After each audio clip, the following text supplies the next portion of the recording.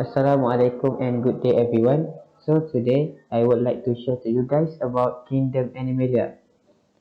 But specifically my group will share about phylum Arthropoda. So before we start, I would like to introduce to you my fellow teammates. I, Riyad Hazid bin Rafiqullah, and my fellow teammates are Ziaul Faris bin Ziaul Afras and Ahmad Amir Mukmin bin Muhammad Razi. So let's go into the introduction. So first, I will introduce to you about phylum Arthropoda. The word Arthropoda comes from two subwords which are arthro and poda. Arthro indicates to jointed while poda implies to legs.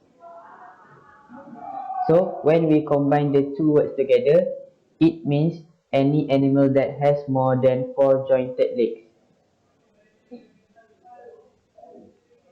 So arthropodas are basically invertebrate living organisms such as insects, spiders, scorpions, and butterflies. We must note that arthropoda are the most successful phylum in terms of number, which means it has the most number of species in the world. Some of the common characteristics for arthropodas are exoskeleton that used for support, protection, and reduce water loss. Second, arthropodas possess paired and jointed appendage which are modified into mouthparts, sensory organ, and reproductive organ. The third one, arthropodas possess specific respiratory organs. For aquatic arthropods, they have gills and trachea, while the terrestrial arthropod, they have book gills. They also have well-developed nervous system with brain, ventral nerve cord, and various sensory organs. We will move on into the Arthropoda classification. As we all know, animals can be classified into their species by using taxonomy chart. Taxonomy chart consists of domain, kingdom, phylum, class, and order. So, Arthropoda classification started with domain Eukarya, and from Eukarya, it divides into Plantae, Animalia, and Fungi for kingdom. From Animalia, there are 8 phylum, which are Platyhelminthes, Nematoda, Annelida, Chordata, Arthropoda, Echinodermata, Cnidaria, and Mollusca. And for Arthropoda, there are 6 subclasses that we can identify, which are Crustacea, Chilopoda, Diplopoda, Insecta, Arachnida, and Merostomata. And for the last order, the species from Crustacea are prawns, crabs, and woodlice, while for Chilopoda, there is centipede.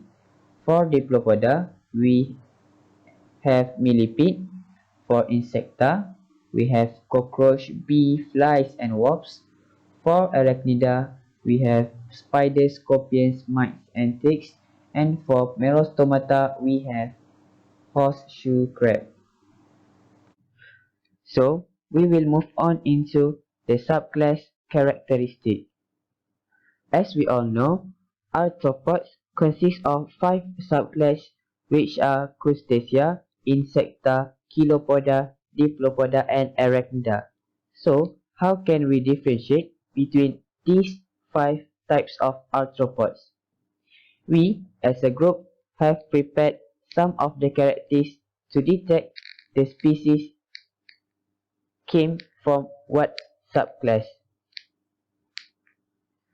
We can go row by row. For the first row, it is all about their habitat. We can know that Crustacea are the only arthropods that live in an aquatic habitat, while Insecta, Chilopoda, Diplopoda, and Arachnida all live in a terrestrial habitat. So, the second row is about their body parts. Crustacea has cephalothorax. What is the meaning of cephalothorax? Cephalothorax means the head and the thorax are fused together. While for Insecta, it has a well-defined head. And for Chilopoda, it obviously has a clearly defined head. Diplopoda also has a clearly defined head. And while Arachnida, it also has cephalothorax. That means the thorax separate from the abdomen. So for Crustacea, it has two pairs of antennae. For Insecta, Chilopoda, and Diplopoda, the three of it has one pair of antennae, and while for Arachnida, it has no antenna at all.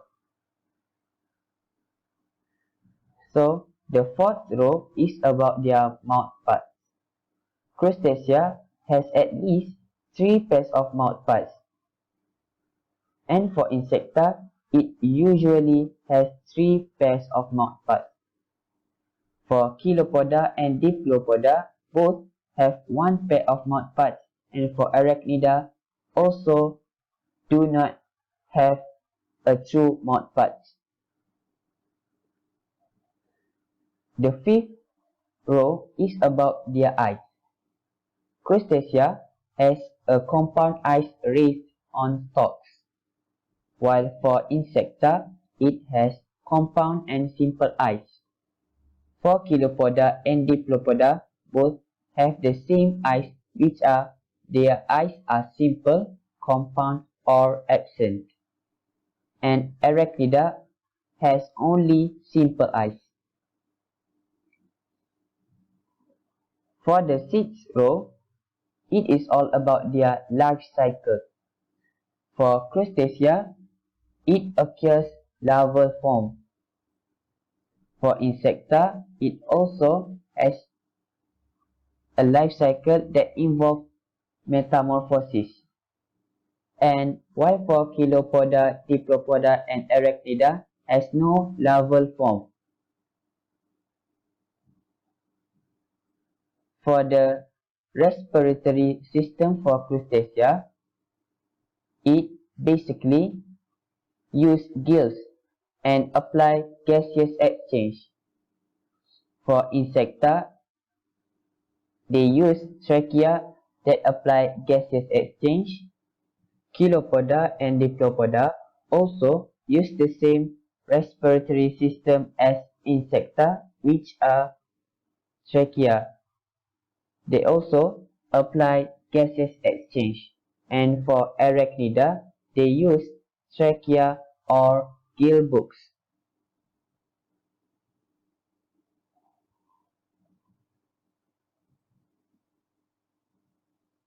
So we have come into the uses of arthropods. One of the uses of arthropods is arthropods are used as food throughout the world. As we all know, the crustaceans are a primary food to humans, such as crab and prawns. Not only humans, the fish and bird species also prey on insects and diet arthropods. Arthropods also used in human-made products. Honey and honeycomb from bees are used to make candles, wax, and polishes. And caterpillars also produce silk that can be used as fabric nowadays. Arthropods also benefit to human agriculture. Insects become decomposers as they turn dead plants into soil nutrients, and insects also are agents of pollination because of their different diversity and their ability to travel far from their places. And the last uses of arthropods is benefit in biological control because arthropods can be a natural predator to pests in an ecosystem. We know that sometimes beetles can be a pest to a garden. So, how can gardeners prevent from beetles destroy their crops? By keeping wasps and flies at their garden to prey on beetles.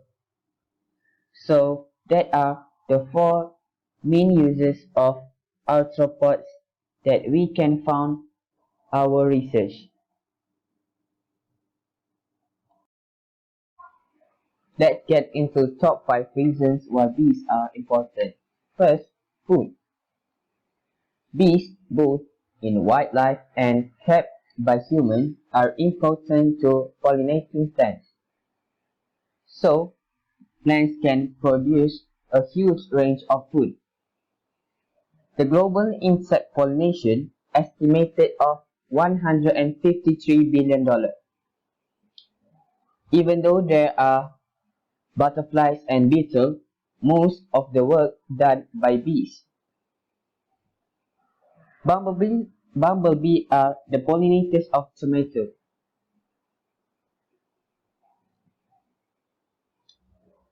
If bumblebee died out, humans need to pollinate the whole tomato manually.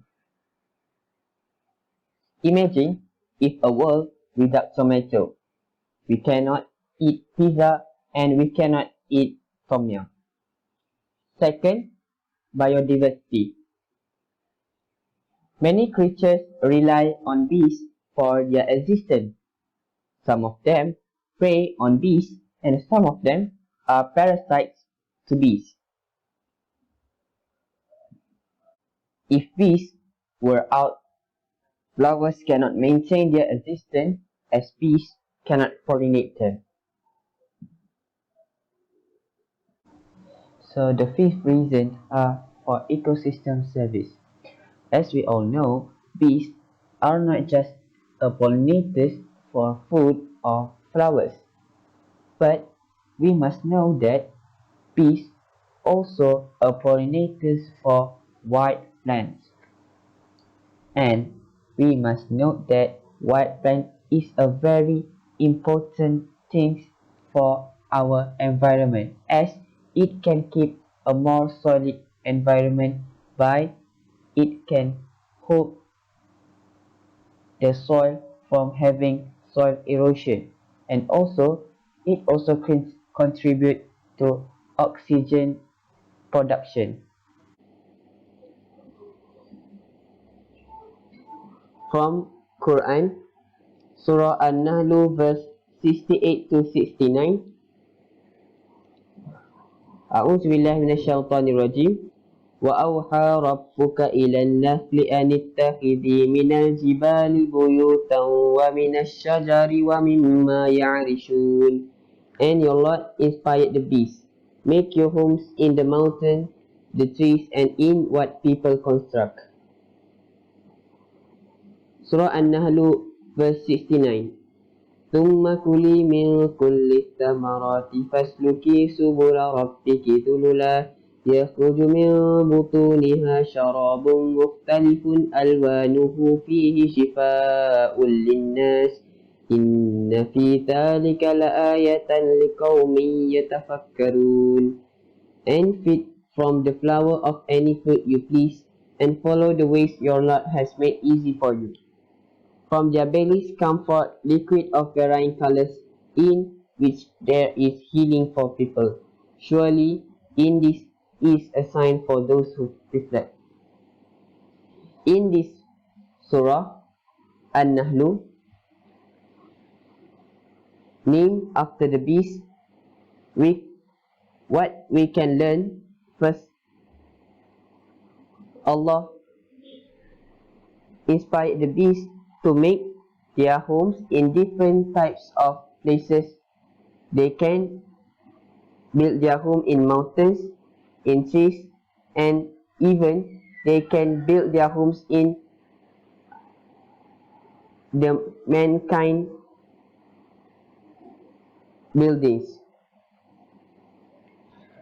We also learn that bees produce different kind of colored honey that can, which one of them can be a healing for people.